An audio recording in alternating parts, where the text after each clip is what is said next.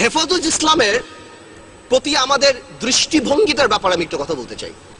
মাই speaker, আমি দেখলাম আলামা শফি সাহেব 90 বছর বয়স হেলিকপ্টার করে কোথায় গিয়েছেন। বড় নিউজ পেপারে চলে আসলো আলামা শফি সাহেব হেলিকপ্টারে গিয়েছেন। কোথায় টাকা পেল? আমাদের তোফায়েল আহমেদ সাহেব গত 4 বছরে 40 বার ভোলাতে হেলিকপ্টারে গিয়েছেন। এই ব্যাপারে কিন্তু কেউ প্রশ্ন করলেন না। আমি মনে করি মাননীয় স্পিকার, আপনারা আমাকে একটু মাফ করবেন, আপনারা আমাদের ঐক্যতাও আমি একটু কথা বলে নিই। মাননীয় স্পিকার, গত 30 বছর গণতন্ত্রের নামে ক্ষমতার লড়াইয়ে আমরা যেই পরিমাণ গাড়ি ভেঙেছি, আপনারা যেই পরিমাণ গাড়ি ভেঙেছেন, 1 বছরে জাপান এত গাড়ি বানায় না। যত সরকারি সম্পত্তি আমরা আপনারা নষ্ট করেছি, ওই দিয়ে 2টা পদ্মা ব্রিজ বানানো যেত। আমরা যদি বাংলাদেশ জিন্দাবাদ বলে গাড়ি ভাঙি, সেটা সহিংস আন্দোলন। আপনারা জয় বাংলা বলে গাড়ি ভাঙলে সহিংস আন্দোলন। আল্লাহু আকবার বলে হেফাজত যদি গাড়ি ভাঙে, তাহলে তারা জঙ্গি হয়ে যায়। এইটা কি ধরনের কথা?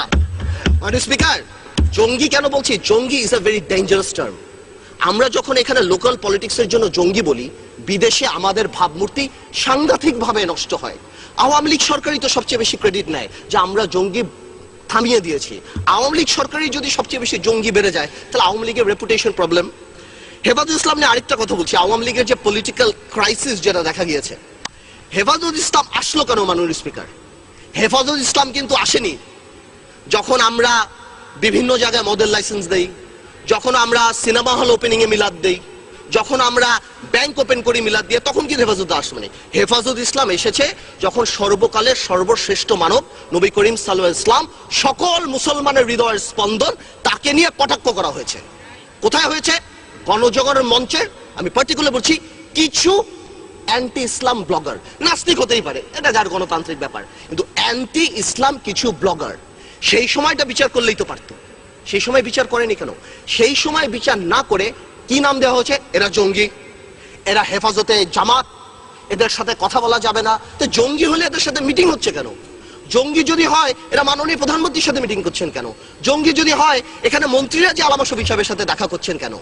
আসল কথাটা সেটা না। আসল কথা হলো রাজীবকে নিয়ে। রাজীব যিনি মারা গিয়েছিলেন, আই উইল নট গো, আমি বলবো না রাজীব অ্যান্টি মুসলিম, নাস্তিক, কি ছিল না ছিল, কিন্তু there was a controversy because 886/2012 writ পিটিশনে সেই খাবা বাবা নিয়ে কথা ছিল। আমার দেশের মাহমুদুর রহমান সাহেবকে অ্যারেস্ট করা হয়েছে, যদি কি কারণে অ্যারেস্ট করা হয়েছে সেটা আমি পরে আসছি, বাট এটাকে তো কেউ কোনোদিন মানা করেনি যে না এটা মিথ্যা কথা। হ্যাঁ, সরকারের তরফ থেকে অনেকে মিডিয়াতে বলেছেন যে না, কি করা হয়েছে, এটাকে নতুন করে বানানো হয়েছে, এটা আসলে এরকম ছিল না। আসলে ব্যাপারটা কি, যদি নতুন করেই বানানো হয়, থাবা বাবা যদি আসলে রাজীবের না হয়ে থাকে, তাহলে ওটা কেন সত্য হবে যে ওই 4 জন যারা মার্ডার করলো তারা ওই থাবা বাবা পরে রাজীবকে মার্ডার করলো? তার মানে থাবা বাবা আগেই ছিল। আওয়ামী লীগের টেকনিক্যাল প্রবলেম হয়ে গেছে। এই অ্যান্টি ইসলাম লোককে আওয়ামী লীগ এখানে শোক প্রস্তাব দিয়ে আওয়ামী লীগ জাতীয় বীর বানিয়েছে, এবং বাংলাদেশে যে নবী করিম সাল্লাল্লাহু আলাইহি ওয়াসাল্লামকে কটাক্ষ করে গেছে, তাকে এই পার্লামেন্টে জাতীয় বীরের মর্যাদা দিয়েছে। অ্যাজ ইফ মন্ত্রীরা শার্লক হোমস, কেউ মারা যাওয়ার 1 ঘন্টার মধ্যে যে মন্ত্রীরা বলে দিচ্ছে এটা এ মেরেছে, এটা ও মেরেছে। তো জামাত ইসলামী যে খুব, শিবির যে খুব ভালো, আমি তা বলছি না, কিন্তু শিবির যদি মেরে থাকে, আমার কথা চলো, এবং এতে যদি জামাত ইসলামী রাজনীতি না করতে পারে, তাহলে বিশ্বজিৎ মারা যাওয়ার পর ছাত্রলীগ কিভাবে রাজনীতি করে বাংলাদেশে? আমার প্রশ্ন সেটা।